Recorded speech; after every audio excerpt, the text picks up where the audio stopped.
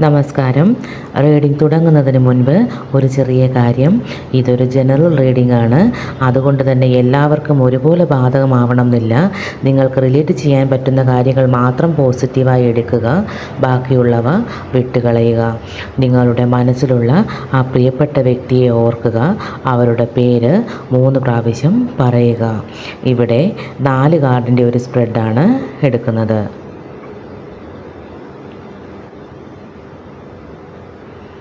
നമുക്ക് ബോട്ടം കിട്ടിയിരിക്കുന്നത് 10 of pentacles ആണ്.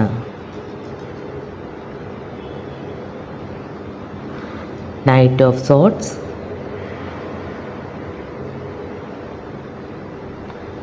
ദ മൂൺ,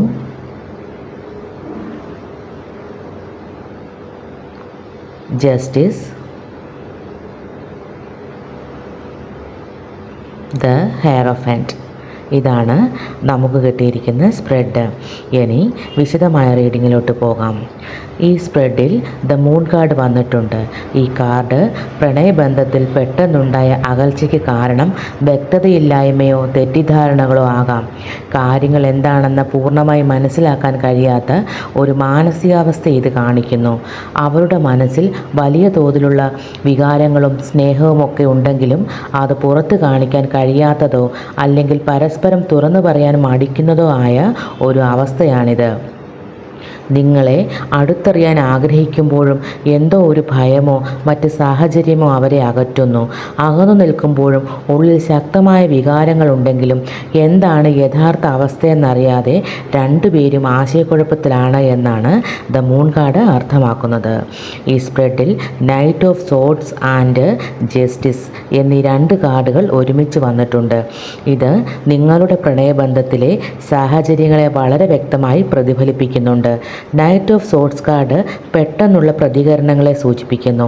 പ്രണയത്തിൽ പെട്ടെന്നുള്ള എടുത്തുചാട്ടം, കാര്യങ്ങൾ വേഗത്തിൽ തീർക്കാനുള്ള ആഗ്രഹം അല്ലെങ്കിൽ സംസാരത്തിലെ തീവ്രത എന്നിവയെ ഇത് കാണിക്കുന്നു.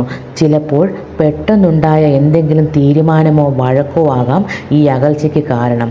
ജസ്റ്റിസ് കാർഡ് എന്നത് കർമ്മ, തുല്യാവസ്ഥ, സത്യം എന്നിവയുമായി ബന്ധപ്പെട്ടിരിക്കുന്നു.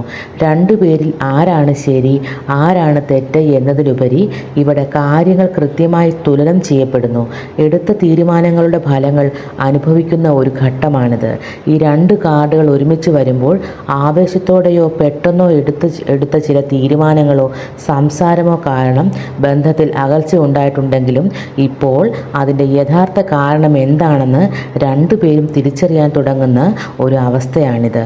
പെട്ടെന്നുള്ള മാറ്റങ്ങൾക്കും പ്രതിസന്ധികൾക്കും ശേഷം സത്യം പുറത്തു വരുന്നതിനെയും ഈ കാർഡുകൾ സൂചിപ്പിക്കുന്നു. ഈ സ്പ്രെഡിൽ അവസാനമായി വരുന്ന കാർഡ് ദ ഹെയറോഫന്റ് ആണ്. പ്രണയബന്ധത്തെ സംബന്ധിച്ച് വളരെ പ്രധാനപ്പെട്ട ചില സൂചനകളാണ് നൽകുന്നത്. ഈ ബന്ധം വെറും ഒരു താൽക്കാലികമായ അടുപ്പമല്ല, മറിച്ച് ആഴത്തിലുള്ളതും പരമ്പരാഗതമായ ഒരു പ്രതിബദ്ധതയിലേക്കോ അല്ലെങ്കിൽ വിവാഹ ജീവിതത്തിലേക്കോ വളരാൻ സാധ്യതയുള്ള ഒന്നാണെന്ന് ഇത് കാണിക്കുന്നു. എന്തൊക്കെ തെറ്റിദ്ധാരണകളോ അകൽച്ചകളോ ഉണ്ടായാലും ഈ ബന്ധത്തിന് ശക്തമായ ഒരു അടിത്തറയുണ്ട്.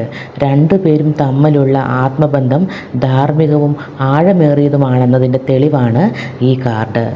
നൈറ്റ് ഓഫ് സോർഡ്സ് സൂചിപ്പിച്ച പെട്ടെന്നുള്ള മാറ്റങ്ങളും ദ മൂൺ കാർഡ് സൂചിപ്പിച്ച ആശയക്കുഴപ്പങ്ങൾക്കും ജസ്റ്റിസ് സൂചിപ്പിക്കുന്ന സത്യത്തിൻ്റെ തിരിച്ചറിവുകളുമെല്ലാം കടന്ന് ഒടുവിൽ കാര്യങ്ങൾ ഒരു പക്വതയിലേക്കും സ്ഥിരതയിലേക്കും എത്തിച്ചേരുന്നു.